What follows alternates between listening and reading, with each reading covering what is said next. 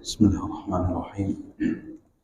Assalamualaikum warahmatullahi wabarakatuh.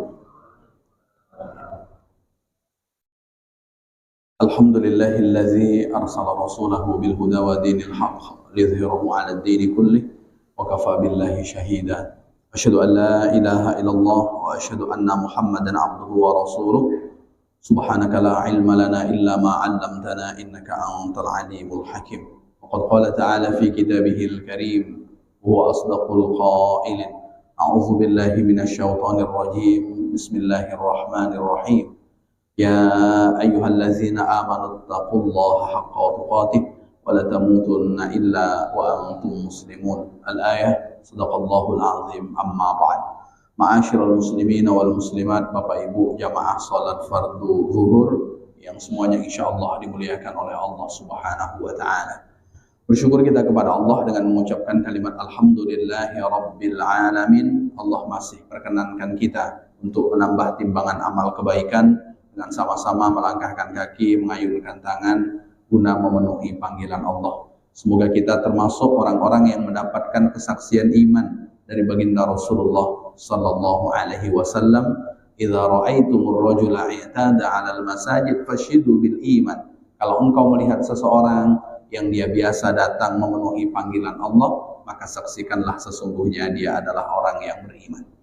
Bersalawat kita kepada baginda Rasul dengan mengucapkan kalimat Allahumma salli ala Sayyidina Muhammad wa ala ali Sayyidina Muhammad. Assalamu alayka ya Rasulullah. Seraya berharap semoga kita menjadi bagian dari umat Rasul yang kelak mendapat syafaatnya di padang mahsyar. Allah kumpulkan kita dengan beliau di dalam surganya, amin ya rabbal alamin. Bapak Ibu jamaah yang dimuliakan oleh Allah Subhanahu wa taala, siang hari ini saya akan membacakan satu di antara bab yang disusun oleh Imam Qurtubi, anna ta'ata sababur rahmati wal afiyah. Ketaatan yang akan mendatangkan rahmat dan kemudian menghadirkan kesejahteraan. Jadi kalau hidup ingin mendapatkan rahmat Allah Subhanahu wa taala, tentu tak lepas dari ketaatan.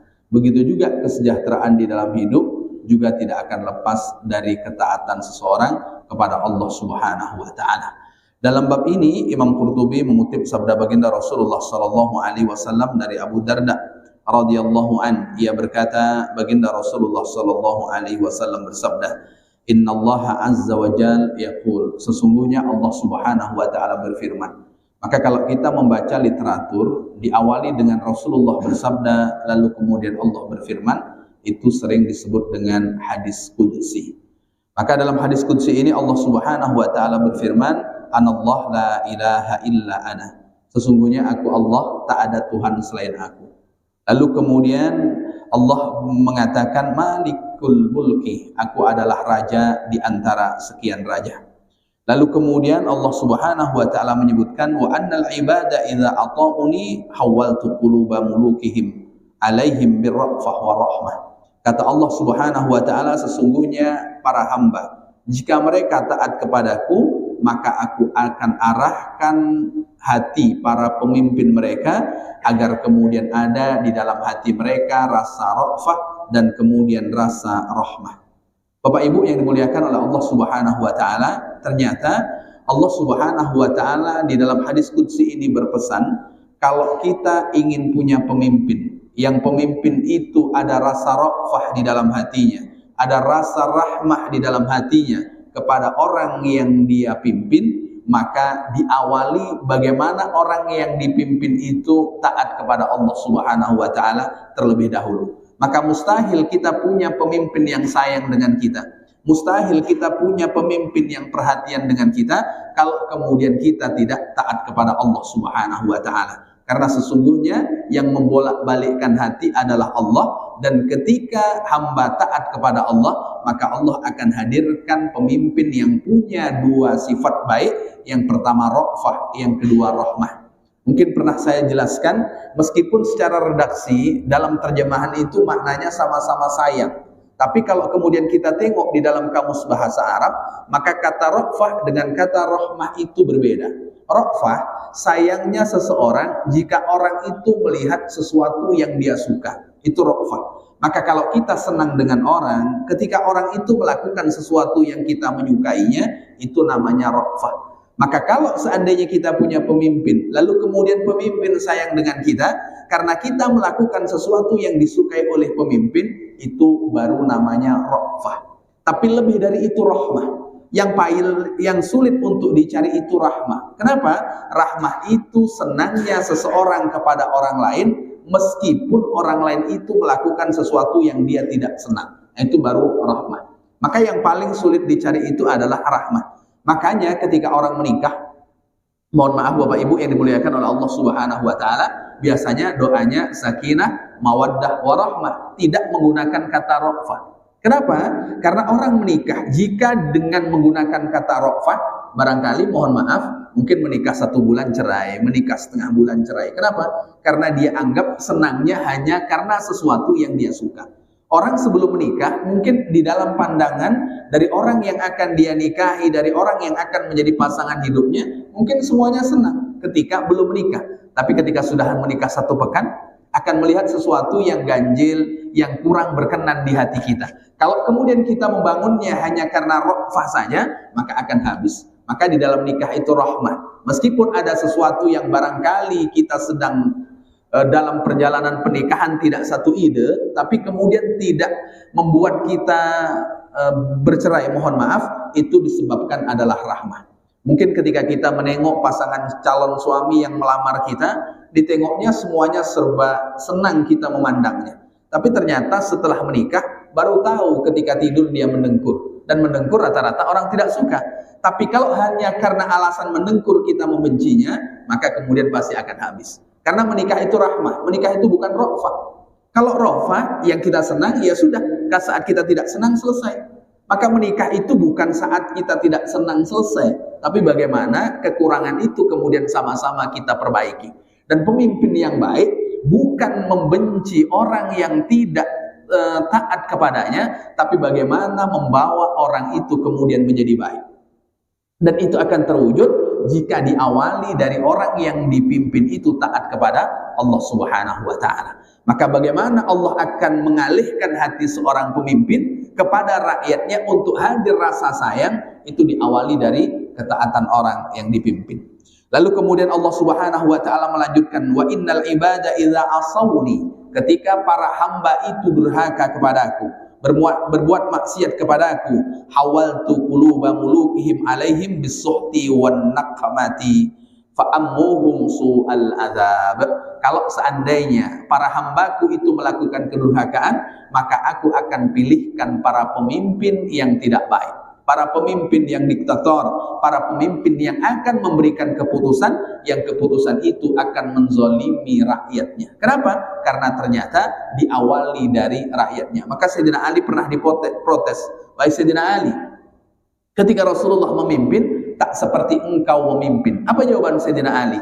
Ketika Rasulullah memimpin, yang menjadi rakyatnya aku, dan ketika aku menjadi pemimpin, yang menjadi rakyatnya engkau, maka tak akan pernah sama bagaimana kepada kepemimpinan Rasulullah dan kemudian pada kepemimpinanku. Nah, ini menunjukkan bahwa ketaatan akan berbuah menghadirkan pemimpin yang baik, kedurhakaan juga kemudian berbuah, Allah Subhanahu wa taala akan arahkan hati pemimpin menjadi pemimpin yang tak hadir rasa sayang. Makanya ketika kita doa meminta kepada Allah Subhanahu wa taala, Allahumma la tusallit alaina man la yakhafuka wa la yarhamuna. Ya Allah, jangan berikan kepada kami penguasa yang tidak taat kepadamu dan kemudian tidak sayang kepada kami. Jadi kita minta kepada Allah yang sayang. Yang sayangnya itu sifatnya membimbing, meskipun ketika melihat orang yang dibimbing ada sesuatu yang tidak baik. Nah, itu pemimpin yang luar biasa.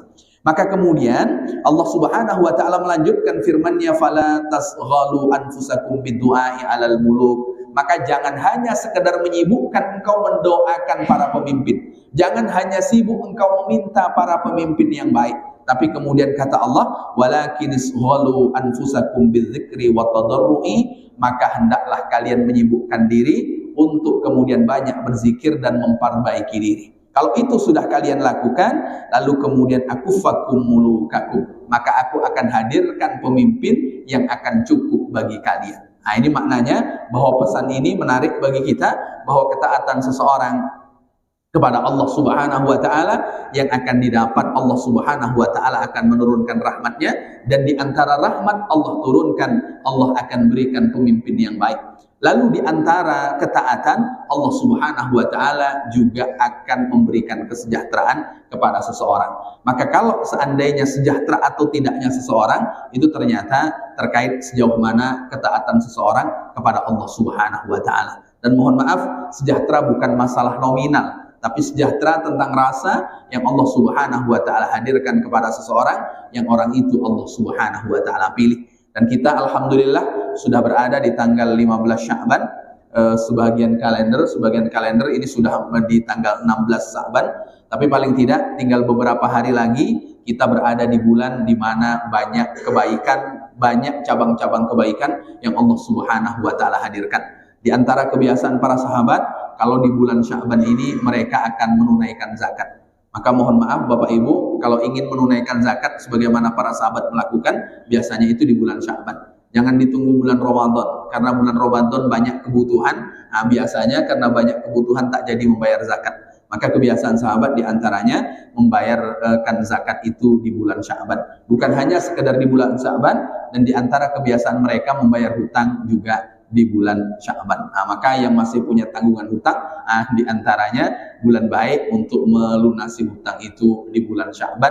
Semoga dengan mencontoh para sahabat, Allah bebaskan kita dari terlilit hutang. Amin ya rabbal alamin. Sesuai dengan doa kita, Allah masih ingat Ustaz Abu, Allahumma inni a'udzubika min ghalabatid dain. Ya Allah, aku mohon perlindungan kepadamu untuk tidak menjadi orang yang terlilit hutang. Nah, itu doa. Maka hidup paling senang itu tak punya hutang.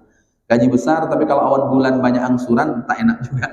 Besar hanya nominal di awal, lalu kemudian habis dalam hitungan beberapa saat saja, karena kemudian akan disedot oleh tempat di mana kemudian kita berhutang. Memang yang nikmat itu ya ketika tidak punya hutang, karena kita tak punya pikiran lain. Maka Rasulullah mengajarkan kepada kita untuk menjadi orang yang tidak punya hutang. Dan kalau punya hutang, semoga bulan Sya'ban yang Allah banyak berikan keberkahan, ketika kita niat untuk melunasinya, niat untuk mengangsurnya, semoga Allah bebaskan kita dari lilitan hutang. Barangkali demikian Bapak Ibu yang bisa saya sampaikan pada kesempatan siang hari ini.